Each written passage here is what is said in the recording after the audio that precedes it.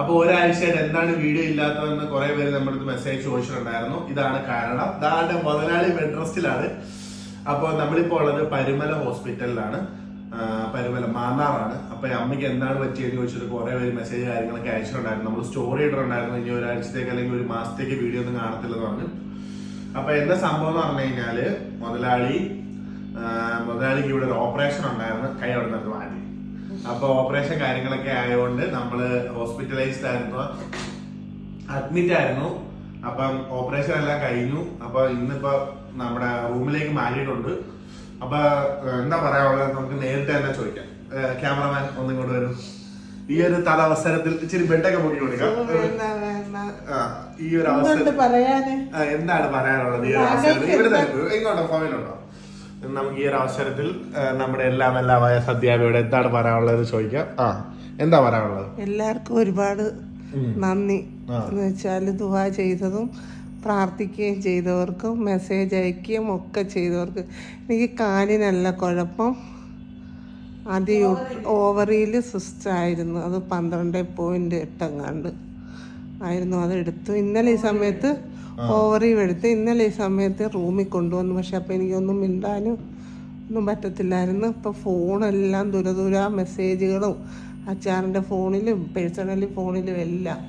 അപ്പം ആ ഒരു ഇതുകൊണ്ടാണ് എല്ലാവരുടെയും പ്രാർത്ഥനയ്ക്ക് ഒരുപാട് നന്ദി.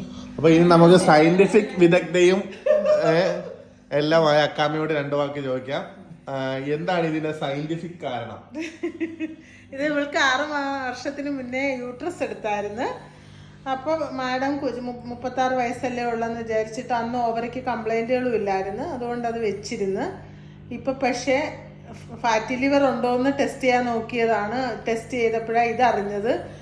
അപ്പോൾ എല്ലാവരും സത്യം പറഞ്ഞാൽ നമ്മൾ ഇതല്ലെങ്കിലും വെറുതെ ആണെങ്കിലും വർഷത്തിലൊന്നൊക്കെ ബോഡി ചെക്കപ്പുകളൊക്കെ ചെയ്ത് നമുക്ക് എന്തെങ്കിലും പ്രശ്നങ്ങളുണ്ടോ എന്നൊക്കെ അറിഞ്ഞ് നേരത്തെ കണ്ടുപിടിക്കാനും ട്രീറ്റ്മെൻറ്റ് ചെയ്യാനും പറ്റും. അതിനൊപ്പം തന്നെ ഞങ്ങളിവിടെ വന്നപ്പോൾ എൻ്റെ സർജറിക്ക് ഞാൻ ഇവിടെ വന്നത് ലളിതാംബിക ഡോക്ടറായിരുന്നു. മാഡത്തിനെ കാണാൻ മാഡം ഇവിടെയാണ് സർജറിയൊക്കെ ചെയ്യുന്നത്. അതുകൊണ്ടാണ് ഇവിടോട്ട് വന്നത്. ഞങ്ങൾ മെഡിക്കൽ കോളേജിൽ മാഡം മെഡിക്കൽ കോളേജിൽ ഇരുന്നപ്പോൾ തൊട്ടുള്ള പരിചയമാണ്. അപ്പോൾ ഒത്തിരി നല്ല പ്രവർത്തനങ്ങൾ പരുമല ഹോസ്പിറ്റലിലെ സ്റ്റാഫുകളിൽ നിന്നും, പ്രത്യേകിച്ച് ഇവിടുത്തെ ഓരോ വ്യക്തികളെയും, തിയേറ്റർ സ്റ്റാഫാണെങ്കിലും പോസ്റ്റ് ഫിസിയോതെറാപ്പി, പിന്നെ പോസ്റ്റ് ഒപ്പി വാർഡിലെ ആൾക്കാർ, ഇവിടുത്തെ സ്റ്റാഫുകൾ, ക്യാൻറ്റീൻ സ്റ്റാഫുകൾ, ലേബർ റൂമിലെ സൈഡിലുള്ള സ്റ്റാഫുകൾ, എല്ലാവർക്കും ഒരുപാട് താങ്ക്സ്. നല്ല ട്രീറ്റ്മെന്റ്, നല്ല കെയറിങ്ങുമാണ്. പിന്നെ റൂമുകളും എല്ലാം കൊണ്ടും റൂമൊക്കെ അടിപൊളിയാണ് കേട്ടോ, നല്ല അടിപൊളി. ഞാന് സർജറി കഴിഞ്ഞിട്ട് എന്നെ എവിടെ കൊണ്ടുപോയി? ലേബർ റൂമില് അവിടെ കിടന്ന് കരയുവാന്നൊക്കെ പറയുന്ന കേട്ടപ്പോ ഞാനും കരഞ്ഞു. അപ്പൊ എന്റെ അടുത്തൊരു കൊച്ചു കിടന്നേ, അയ്യോ എന്റെ പേര് ഞാൻ മറന്നുപോയി, ആലപ്പുഴക്കാരിയാ, സിസേറിയനായിരുന്നു. പക്ഷെ ഭയങ്കര ബോൾഡായിരുന്നു ആ കൊച്ച്. ചേച്ചി കണ്ണൂരുകാരിയാ. അപ്പൊ എന്നോട് പറഞ്ഞ അമ്മയെ കരയില്ല. ഞാൻ മയക്കത്തിലും മയങ്ങി കഴിഞ്ഞപ്പോഴാണ് വിളി കേൾക്കുന്ന രാത്രി. അപ്പൊ ഞാൻ വിചാരിച്ചു വല്ലൊരു ഉരുണ്ട് താഴെ വീണെന്ന് കടലിന്ന്. അപ്പൊ ഞാൻ വിളി വെച്ച് കിടന്നു. എന്തുവാ അപ്പൊ എല്ലാരും പ്രാർത്ഥനയിൽ ഓർക്കുക. ഒരുപാട് സന്തോഷം. മറ്റു കുഴപ്പമൊന്നും ഇല്ലാതിരിക്കാൻ പ്രാർത്ഥിക്കുക. അപ്പൊ ഇത്രയും നാളും ദുആ ചെയ്ത എല്ലാവർക്കും ഒരുപാട് നന്ദി. അപ്പൊ അടുത്ത വീഡിയോ ആയിട്ട് കാണുന്നിടം വരെ ടാറ്റാ ബൈ. ഒരു ടാറ്റ കൊടുത്തേരെ.